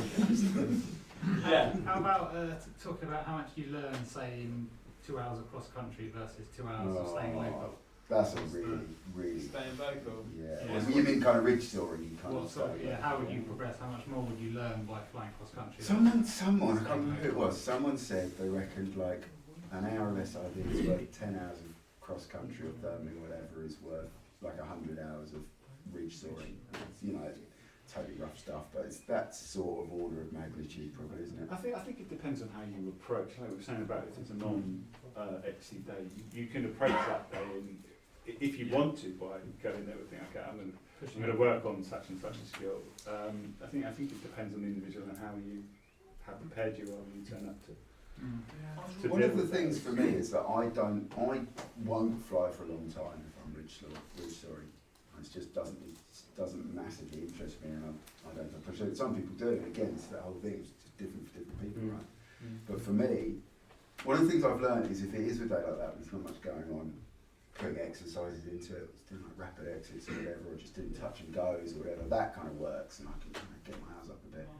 But going cross country, or at least thermally, and as you were talking about earlier, pushing out front and trying to see what's going on and get as far as you can, stay up, that interests me in a way that will keep me flying for hours on end, whereas it otherwise won't. So actually, on top of whether or not that's better or worse exercise. There's skills that you can't learn on the hill, things like planning ahead for that bit of airspace that you've got to start thinking ahead and then playing the sky to make sure that you can go crosswind to get round and things like that. That's something that you can't replicate at a local site, I don't think. But even if we're flying, say, the Devil's Dyke, and we normally fly with enough breeze to soar the bowl, so you've always got a guaranteed lift, but when you leave the hill, you haven't got that guaranteed lift. So for me, I sort of switch on and I start, thinking a hell of a lot more, and that really boosts my. Yeah, you do have to be sharp, more observant. Yeah, definitely. I think the other thing I suppose that you can do, it's not an XC day, is obviously XC flying usually involves flying more than about 20 minutes. So you may end be in the air for 2, 3, 4 hours. So that's 25 minutes. But something you can practice obviously then on any side, if you're not XC, is just staying in the air for longer. Like building up your ability, building up your flying stamina, if you like. One of the things I've started to set from... That's a massive barrier for me. Yeah. One of the things I've started to set as a goal, and it's actually thanks to James' insight, is trying to fly for as long as possible. I'm not actually interested in how far I'm going. I don't care what the distance is. I just want to fly for as long as possible. Partly because it's brilliant, beautiful, and amazing, but partly because it is that whole thing. That's actually the goal. Someone on Paragliding Forum, they've got this thing where you kind of put, I can't remember what it is, like your highest altitude flight and your furthest distance flight or whatever. And someone put furthest distance flight in 7 hours. And I thought that was quite nice. Like, that's basically the tier, isn't it? I want to say a few things about the Waypoint challenge you set up this year. Because on days when what a great question. Yeah, so on days when it is probably a bit more stable, and you're not going to go XC, we've got a Waypoint challenge. I don't know, is everyone aware of it? Yeah, so it's just some 400 metre cylinders out front of the most firmly active parts of the sites, basically. So K-Burn, Ditchling, Devil's Dyke, all good ones. It's just pushing out and trying to clip them, or trying to hit as many as you can, and then either landing out or getting back to the hill, and trying to collect as many as you can throughout the whole season. And the person that collects the most in the whole season, and the person that collects the most in one flight, they'll be the two winners. Actually, they're 100 metre cylinders, you bugger, aren't they? Are they not? Okay. Just to say, it's a great way of learning to use instruments. I'm rubbish at using my instruments. I don't like electronics when I fly. I have enough of it at work. But that's been a good way for me to start learning to use my instruments. Then if you want to go longer distances, that's a good stepping stone, I would say. So thanks for organizing it. It's great to use. Who's leading in it at the moment, Andy? Tom Witchery. I thought it was you. I know, he just stuck in a couple when I was... Tom Witchery 32. I'm going to get some tomorrow though. I think it might be interesting to have a night, one of these evenings where we talk about the Waypoint Challenge and have a look at some of the flights and to introduce it to people who've not tried it. I don't know. So maybe took like a 10-minute break, and then people can get a drink, think of some questions, and we'll wrap up, have a half an hour afterwards and wrap up. Sounds good. Everyone happy with that, Yeah. Cool. So, Can I ask one more question? no, we're going to have a 10-minute break. Can someone give Paul a lift home? 10-15 minutes back up, we'll have a round up and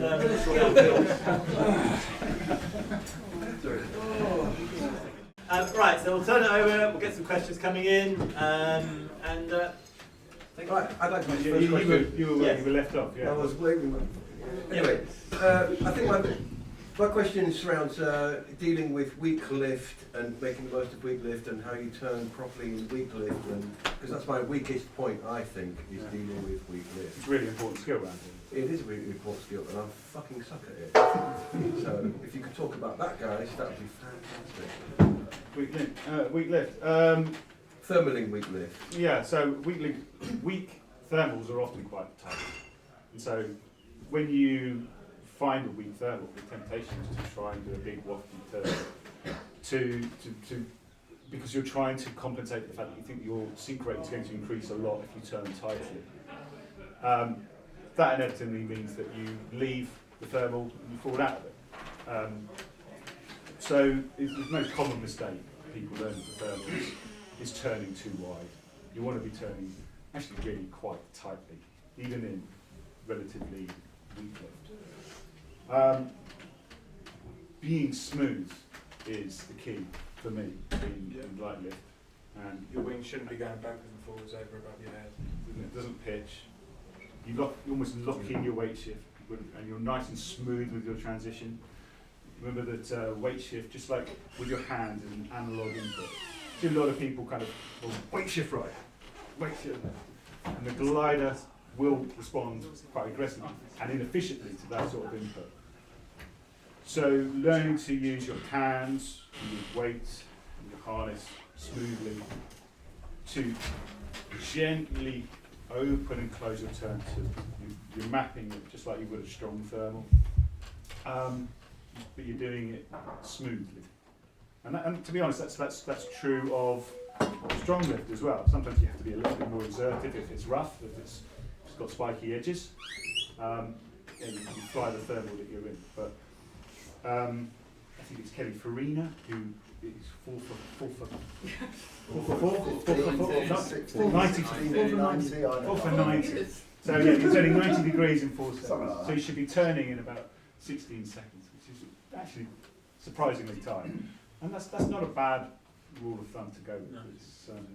It's a quite a surprisingly quick cadence of your turn. And you want to try and keep that smooth and constant throughout, and just opening and closing mapping. It's all about being smooth, keeping your weight gently in, gently out, whilst also flying as actively as you need to, which in weak lift is often not a problem. Okay, I've got a follow-up question then. With regard to turning tightly, I find that even when I'm trying to be smooth, I find my wingtips can often dive into the turn, and then suddenly... Where are your hands? So show me how you're firming. So... you're leaning to your right? I'm leaning to my right, say, and going to maybe the carabiner with my inside hand, and I'm sort of trying to balance it with the outside hand. So yeah, that hand, the inside hand will be the one, well, it's the outside one that's holding the wing back, and the inside one is actually your turning. So that is your efficiency hand, yeah? So that's controlling that. And then your left, when you're turning, your turning hand. So you're basically, you're allowing it to go into a nose down spiral, or you're starting to spiral, so you just need to pull it back. Check more on the outside hand. Yeah, so the outside hand. So check more on the outside hand as I'm going into it. If it's diving, you want to so when we're going to lift, we slow down. down. I find my turning widens then when I start doing that. I'm finding that quite tricky. Can I just say that rather than getting dragged into one thing, the next time on the hill, let's get with the coach, let's go through it, because we're kind of discussing your issues with thermaling rather than...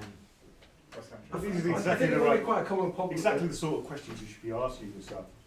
Criticising your own fundamentals and finding your weak spots and working on it. It's exactly the right process to be. And I think you can really have, just a general thing that, get with the coach on the hill, we can see what you're doing, actually in the air, see where your hands are, and you'll get a lot more constructive help on that. Okay. Because inevitably where you think your hands are, compared to where they are, actually, can be really different. So things like that really help someone to observe in the air. That's and how divey you think a turn is. I mean, if I'm thermaling, I will be pretty banked up on a wingtip.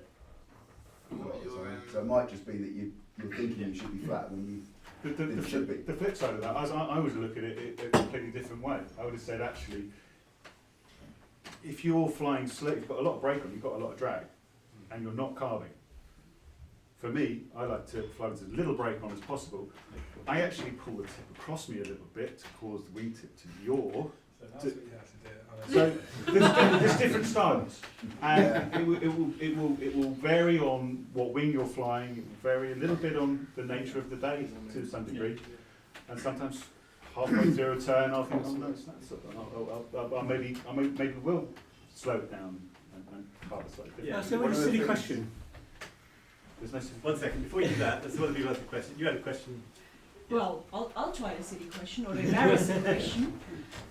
When you get ready for a cross-country flight, and but I don't know, you want to be 5 hours in the air. There are probably some logistics you can't do. You would do in a normal situation. You don't have a toilet aboard. You don't have the stewardess with the peanuts and a gin and tonic. So do you not? You've got to sort out your flying rig, man. Not in my harness. But no, I mean, obviously you don't want to drink 2 liters of water in the first hour. That's a pretty obvious one. But how do you feed and hydrate yourself? I'm really bad at doing that. Yeah.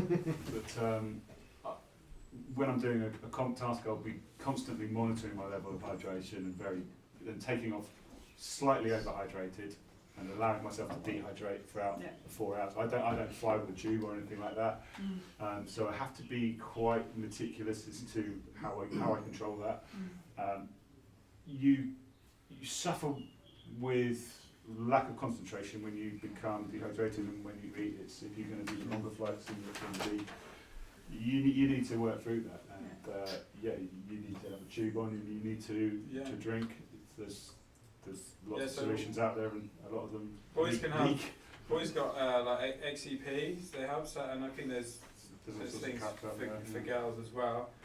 And I would try and drink as much as I can because I know when I start making silly decisions, it's normally when I haven't eaten for a while or I'm dehydrated.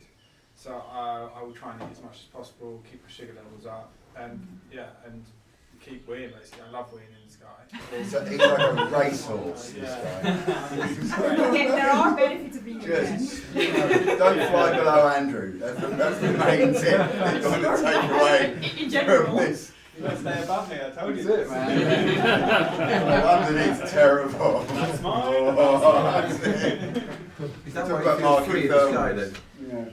That's why I what? Feel free in the sky. Yeah, he's very free. Was that to answer your question, or was that? Taking stuff that you can eat, if you've got a little cockpit or something, taking stuff that you can eat fairly easily is like a really good thing to do. Yeah, try and find stuff that's like hasn't got tricky wrapping, and also stuff that's like, I quite like stuff like flat jerky things or something that's got kind of a bit of sugar but a lower thing. I use cycling gels. Wine gums easy to open with gloves on. I put what's the tablets in your drink? Oh yeah, the isotonic salty things. That's a good shout in your Camelback. Yeah, it's about finding solutions really. I think when you're starting to fly longer XC flights, you'll come up against all sorts of reasons to land. Your hands are cold, you need a piss, you're hungry, there's a pub there. You know, all the rest of it, and it's about knocking out all of those reasons, right? If your hands are cold, get heated gloves or heated liners. It will certainly happen in the spring and stuff. You know, if you're getting hungry, find a way to eat or take more on board before you fly, or whatever it is. But yeah, you just got to knock all those problems down. It took me a while to get past the 4 hour mark, and that was so I could never get past the 100k. And then I slowly, I was warm. I started wearing 2 coats. I started drinking a lot more.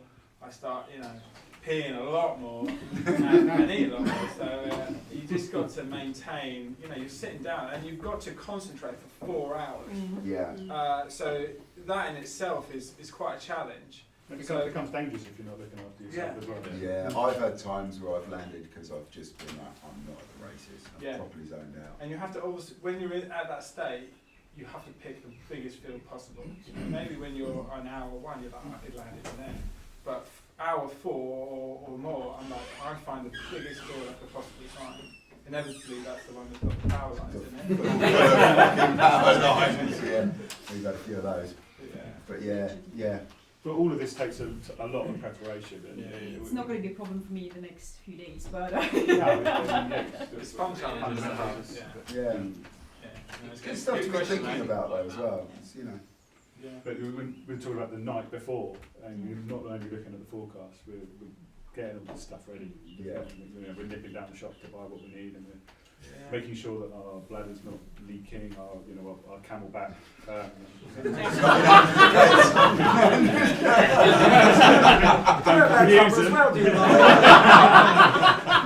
It's a shame, man. It's a shame. Luckily got a large stock of external catheters kicking around. But yeah, it's a really good point though as well actually about stuff. I'll make sure my kit's ready and stuff like that, so I'm not thinking about anything on the morning, or apart from flying, right? You're not going, oh, have I got this? Or I've gone out for big days flying, like first big day at Coombe, I don't know, it was like 3 or 4 years ago, and I'd taken all my instruments and charged them all to get them ready, and then forgot them all. Yeah, got there at Coombe, no fucking Vario, no flight computer, no nothing. It's like, luckily someone you definitely need a battery bank. So what you want to do is when you land, you want to have a full charge of battery on your phone. So you need to be like, right, how am I going to get out of this place? So the worst thing in the world would be low battery as you've landed. Yeah, true. You're like, oh dear. Retreat anxiety. I don't use my actual normal phone for flying. Okay. So what I do is I stick mine somewhat ironically on flight mode. Come on, that's fair. And then you kind of know that you've got a fair amount of battery in it. But yeah, if you do use it as your in-flight computer as well, then definitely a big battery bank. Credit card and cash. Credit card and cash. Cash, really important, very important. Really, cash? Find yourself at a pub that doesn't take cards. Oh, painful. I always take some cash. Landing fees, there's no such landing Where fees. you land, You can land Like wherever you want. The no-fly zone on Bletchley Ridge that I learned about recently. Yeah. Yeah. Good. So have you have a question? Hand up, that's all. Alright, go on. There you go. Well, you may be already talked about it, but I also think like 4 hours, 4.5 hours is like something that I'm really struggling to get past. Anything else you found, like to help you get to that next level? Or is it just like, actually, you're really knackered and you're just going to keep going because that's cool? Or have you got to the point that you can do 6 hours and it's easy? Yeah. I don't do 6 hours, it's easy. You might have a view on that. No, it is hard, and I think it's just a stamina thing, and it's just you just have to keep doing it and keep pushing it. What you find is that the start of the day, so you start the day, it's really hard, and then later on you hit full bar into the cloud, you're screaming up, and then the day actually mellows out with you as well. So you get bigger thermals, and the clouds are going up. The thermals are going up at half a metre a second. So you calm down as well, and you just change with the day. But it is hard, and then it gets tricky, especially when the airspace comes up and that sort of thing. But it's just more time. You've got to know when to be. It's possible to switch off. Yeah, I was just going to say, I think you've got to take moments to switch off. Yeah. Stretch out. I suppose cricket's a bit of a random analogy, but if you're trying to bat like all day in cricket, you've got a similar problem. You're trying to concentrate for 8 hours and you make one mistake and you're fucked. So it's actually quite similar. And one of the things I learned from that was having little signals to switch yourself off and on. If you watch people playing cricket, you see batsmen go and they'll kind of tug both their gloves and then they'll twiddle their bats and face the next ball. And it's actually little physical cues, like I'm switching off now, I'm switching on now. So I started doing that. It's like if I'm on a glide and I'm on a good line and I'm pretty happy for a minute, I'll do a little like, right, I'm going to switch off. I'm going to take, even if it's just 20 seconds and something happens. I reckon the last 500 first thermaling is even better than gliding. Yeah, I'm normally stressed when I'm gliding. It's like, shit, we're going to be on the ground in 2 minutes, but the time you can make relax is like just down face, right, when you're nicely established. I think it's just finding a trigger for yourself that's like, right, I'm going to turn off, I'm going to take my 30 seconds or a minute of just relaxing. Because I think it's so difficult when you're flying to switch off. You kind of, like you say, you make one wrong move and you're on the ground, right? And so, actually, on long glides, and I know I'm like, right, this one's definitely going to work, I'll literally rest my feet out and then I'll lean all the way back and close my eyes. And it's actually really, you've got your hand or whatever. Don't fly in front of Andrew. Changing your position in your heart. Very few places you can fly near Andrew is when it comes down. What kind of short carabiner But that's a really good point, I think. I mean, I find myself tensing up. My legs are tense. Yeah. And when your legs are tense for 2 hours, it's and making conscious effort. Say, actually, lean back in your harness. You wouldn't normally sit still for 4 hours, would you? Yeah, exactly. And It's the other thing I like to do is to tell myself every so often to look at the view. That's a very good You're up in the air, and it's amazing how you can fly for a long time and not appreciate where you are. Yeah. Look at the view, relax. Mum, Take some okay, pictures. back to work.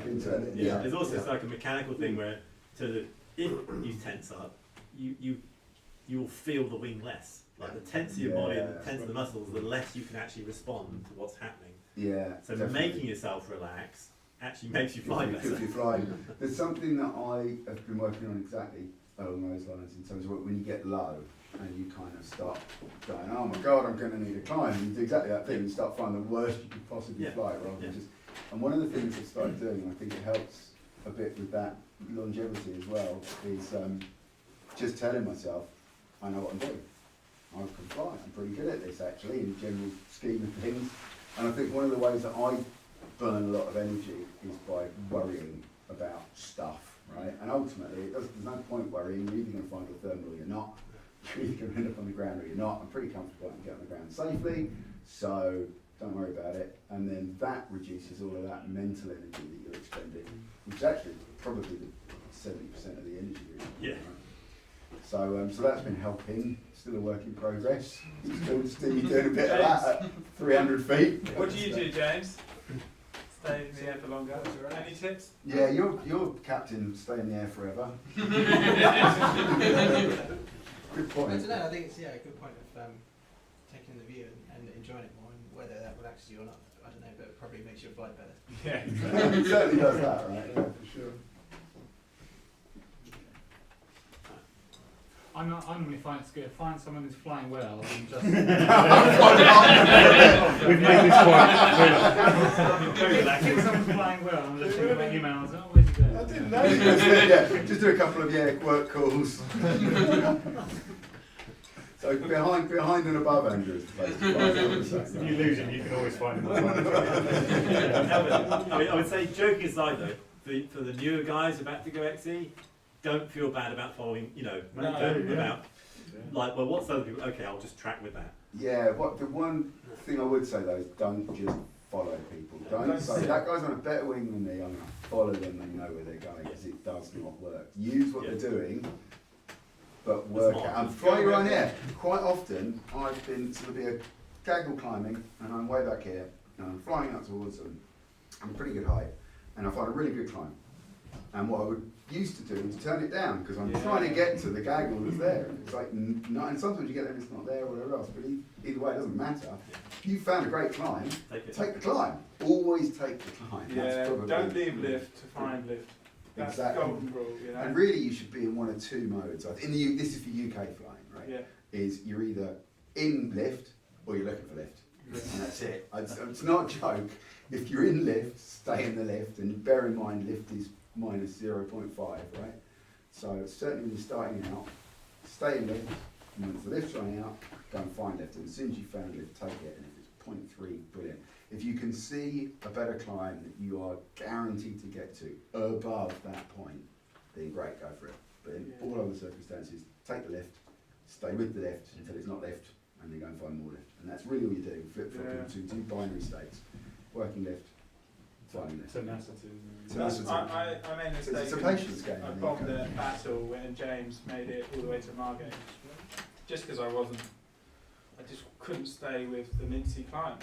And so the next time I went to Caburn, I just said, I'm just going to stay in this one cloud, or just below it, and I just stayed in it for 30 or 40k.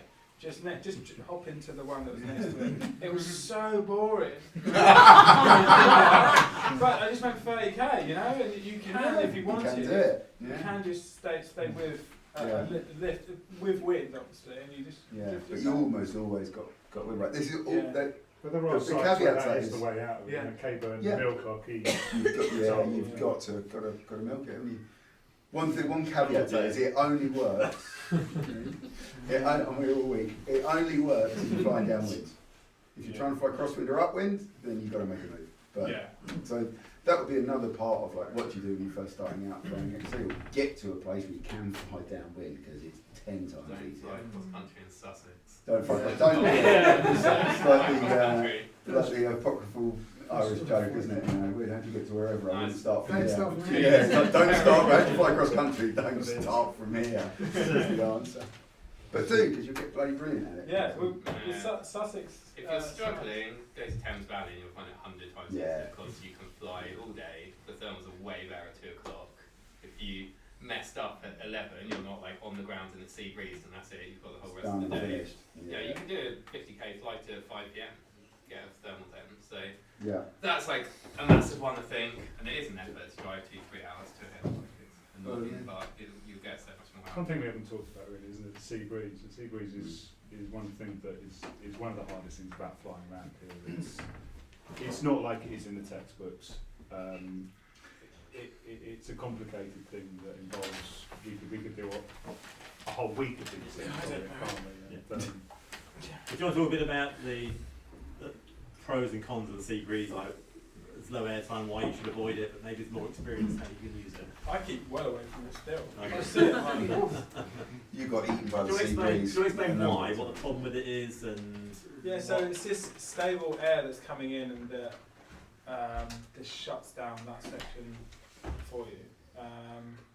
It's also a brilliant source of lift. So it's convergence, yeah. Like on the convergence line, right? Yeah. But if at ground level, directly on the ground level, the wind is gone. It's at an angle, isn't it? So you need to make sure that you're at the right place.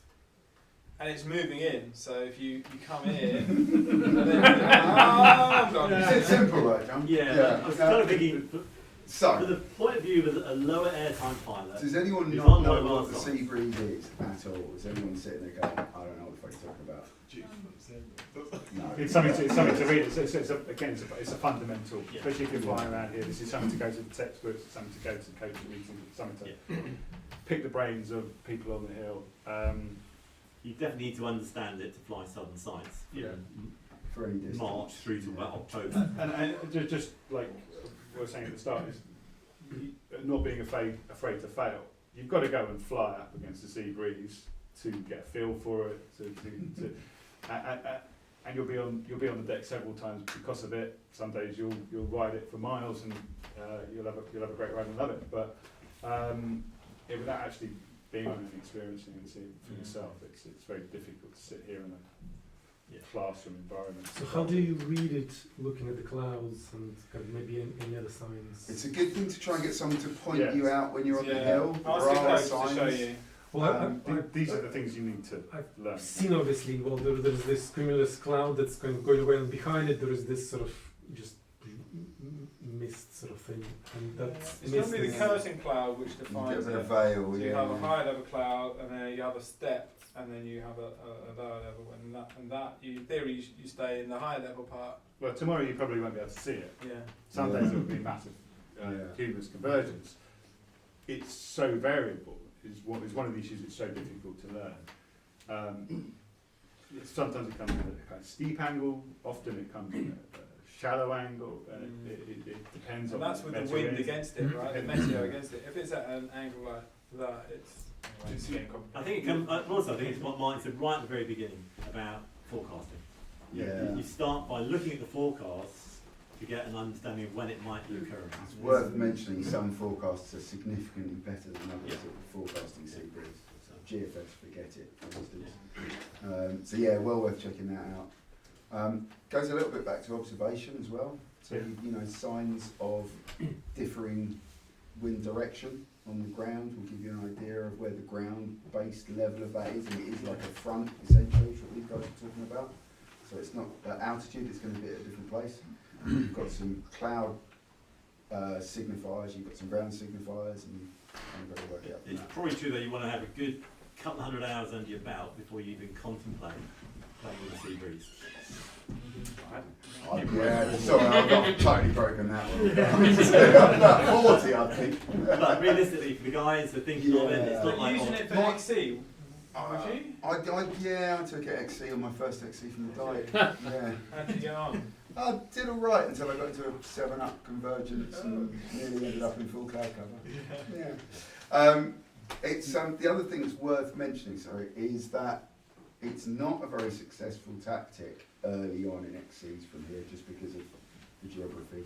So if you go to the dike and you take off and you see a cloud convergence line from from Seabreeze, and you take it, you'll get to New Haven, sort of out towards Eastbourne, and then you'll just get eaten by the Seabreeze because the land comes in and you push it in and you can't get around it. It can be really useful if you get further down range, but you've got to pick your moments. So I tend to be sort of minded along Andrew's line, which is I'll stay out of it and stay a cloud or two away from it most of the time. It's because then you by the time yes, I've got a fairly close view of an Airbus A320 at one point, yes. Sorry, you were going to ask a question. Yeah, about if you're flying in a strong day, midday, and you have strong wind or strong thermals? Thermals, yeah. Strong thermals. And you might not even get to a stage of a collapse or cravat, but you feel, oh, this is very strong thermal. What is your reaction to sort of getting there out of there, or you? What Best thing you can possibly do if you're in a really strong thermal, stay in the core of the thermal. Getting outside of it is the worst. It completely depends on your level. If you're overloaded and you're getting stressed, you're more likely to make mistakes. It might not be the day for you, but I love it. But you will search the core and some people you're safest in the thermal when you're in it, ultimately. So I mean, Martin's point's a good one. That if you're completely overloaded, then obviously that's not a great position for you to be in. But if you're sitting in a thermal and you're thinking, I'm a bit worried, and I'm worried about getting collapses, where you're going to get collapses is on the edge of the thermal, where you've got a shear between the sink and the lift. But you want to also get out of there, so you will eventually. Well, if you want to get out of there, then but the best place out is at the top. So I'm tell you the truth. So yeah, I think the general theory, I stay in, so I think the general theory is going downwind is the best way out. If conditions are beyond your level, you're stressed out, it's taking your bandwidth to make sensible decisions. You can either stick with it, try to relax, and if you were trying to exit a thermal, I would never encourage someone to push themselves too hard. Sure. If you were going to get out of a strong thermal, you go downwinds, upwinds, don't really know, take your pick. Brace. Isn't there more safe downwind? Yeah, downwind. You've got the strongest lift at the upwind edge normally. You'll probably find the sharpest edge at the front, but I would have thought. I'd probably pick downwind if I was trying to get out of a thermal I didn't want to be in. But I'm not sure there's much in it. I think you benefit quite early on. It's just building up how you're comfortable, you know, and then before you take, if you're not comfortable in the air, you probably shouldn't have taken off. So that's. Because I found myself, I'm flying more sailplanes than paragliding, but I start in paragliding. I still and I got bad used to that. In a sailplane is easier to thermal. You don't get collapse, and you get pumped, and you are there. And then I felt a bit uncomfortable with the paragliding because not used to, and they work more. The best advice that I'll give you on that is go and do an SIV and get used to what happens when the paraglider collapses. I think we get a lot of fear about collapses, which is not always warranted. Collapses are kind of a good thing in some ways, that it's a valve that releases some of the energy. But it's working on your active flying and control the pitch, control the pressure, and keep your weight in a nice little unit, and you should get through most of that. And it's one of the fundamentals. Johnny. Or you could get a hang glider. What? Get out. Get what? I'm joking aside, you don't feel it's a little bit like in your sailplane on a hang glider when you're in the sea breeze or rough convergence and stuff. But all the other advantages you've got in paragliding are fantastic, so don't worry about it. Can I just ask a question? Scratch that bit about easy retrieves for a start. One thing, a big terminology I've not heard in the hang gliding world ever is bandwidth. What's that all about? Your mental bandwidth, your ability to get stress, to be able to relax, to how much you're concentrating on lower level skills, like how much brake am I pulling, or how much you're looking at and thinking, oh, I see the line, the airspace is there. You're thinking about navigational skills. And okay, it's just we never heard that terminology used. That's all. Yeah, it might be used. It might be, yeah. Is that not exactly? It's a marketing word, is it? Okay. I understand. It's a good term, actually. I think it's a good term. It is. Yeah, it's a very good term. Yeah. A friend of mine calls it the peanut brain when you fly. It's like how much information should you cram into this tiny brain that you're left with after. You're only capable of dealing with so much stuff, and you know, as you practice your thermaling, that becomes more automatic, and muscle memory, and how stressed you are makes a huge difference to that, right? Yeah. All right, I think probably time for a couple more questions. Hey, we've got a last question. Someone at the back. Yeah. How are your plannings, the first few flights on landings? How do you plan your landings in the beginning? Well, you don't know where you're going to land. Yeah. So that's the point. Well, actually, do you want to just cut the words about when you first start, always flying with a safe landing in the Well, several. So maybe just a little and bit also on that. maybe the height that you're picking landing fields at, because I think that's one of the things that radically changes, right? I mean, you've always got to have a landing field. I mean, the beauty about flying around here is that you've always got one. You've always got one. Yeah. So, but yeah, when you travel abroad, or well, it depends how.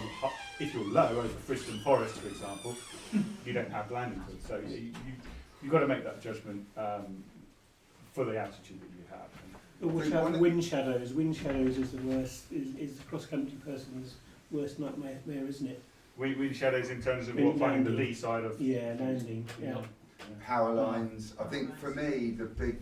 Always make sure you've got several landing options in your site. You'll have plenty of landing options, as Martin said, if you're flying around here, right? But you start to select what those landing options are. And then what happens is you get a kind of tunnel vision sometimes, right? And you're like, those are the landing fields I've selected. And so therefore they're the ones that you're looking at. And actually there might be another one that's perfectly good kind of over there. And I've seen, people totally do that. I had a thing, I was out flying SAP a few weeks ago, and I was coming in a bit lower than another pilot, who was just behind me. I was asking off some height, and they decided that I was going to land on the right hand side. There's tons of places to land in this field, right? And they decided I was landing on the right, so they set up on the left of me, and I don't know why they decided that, I was super high. So I came back over to the beat, came around here, and they kind of tried to squeeze in next to me down to the left, and ended up kind of getting the glider caught a tree, and it was fine. You pushed them into I pushed them into it. Just to be clear. But the point is, you make that assumption, right, and you get set up on something and it becomes tunnel vision, when actually all you need to do is go over there and it's super fine. And so take that into account, and the fact that once you start to select landing fields, you will tend to get a bit kind of tunnel vision into there. Yeah. So make sure you've got 2 or 3, because loads of times you'd be coming in, particularly if you've got polarised glasses, don't wear polarised glasses. But if you have, they can really take out power lines and stuff, and they can be really hard to see anyway. So it's quite easy to set yourself up. Or see something that you just hadn't noticed, you realise the field's got a really nasty slope on it, or something that you just hadn't noticed from that much higher up. So it's great to have. It's something that's got to shape every decision. If you're flying around here, it's generally quite easy to find a landing. If you're in the Alps and there's certain valleys where you just won't get out of Tenerife. Tenerife, yeah. Cactuses and power lines everywhere, and or built up areas. You've got to make navigational decisions that steer yourself away from them to give you good options. So it's something you've got to constantly think about at whatever altitude, because you're going over towards that area. So, I mean, sometimes it's an easy decision to say, it's not a problem. It's not, especially back there. So, it's definitely something you've always got to consider to some degree. Definitely. What I tended to find is when I first started flying cross country, I'd be looking at that like really high, 2,000 feet up, and you're like, right, where are my landing options? And as you start to get more and more kind of confident in your landing route, I think you're flying cross country, but the more confident in your landing, then perhaps like the lower you're going. You've definitely always got ideas. If you're at base, you know like what's going 4,000 on. feet, Then I'm not. It's one of the worst feelings when you're in the air, when you suddenly realise there's nothing but trees and then the pressure is on. Yeah. And you've got to find a climb to get out of there to find some landing. That's a horrible. You climb a lot better though. You do. You hold on to the zeros then. It's not a nice feeling. Okay, cool. Anyway, one last question. All right. Well, can I just say one last thing on just on the topic you talked about when you're landing out? Yeah. No, I mean it may be not as relevant for you, but if I'm going to land out somewhere from several hundred feet, I pick the fields that I'm going to land in. If I don't get a thermal, I will land in one of them fields. But the really, really important thing is you've got to make sure you land into wind, because if you've got the wind up your backside when you're coming into land, it's not going to be very pleasant. Now, I know paragliders are much more kinder. No, you totally don't want to land down. But on a hang glider, if you're coming downwind, well, you definitely don't want to do that. I'm So sure. it's your running speed, right? So yeah. You've got to, can you run at 50k an hour? Yeah, well, if it's, but I know it is hard on a hang glider, but as I say, on paragliding, any aircraft, if you're going to land out, try and work out what your drift is, what the wind is doing on the fields. If there is a breeze, you'll see the crop blowing, you'll see the way the water's going on the ponds and the lakes and stuff. Yeah. But there's just one thing we didn't touch on. We can one good tip though from that, which is if you're not sure what the windward's doing and you've got like grass or sea or anything like that, and what you'll get is something that shows you that it's either of 180 degree options, right? So all you've got to do is go within 90 degrees which way it might be, and you can use that to get your exact thing. I've done that loads of times. I don't know which way it is, and you don't know which way it's blowing, but it gives you 180 degrees. Okay, cool. Thank you very much. Well done. All right, so I think big round of applause.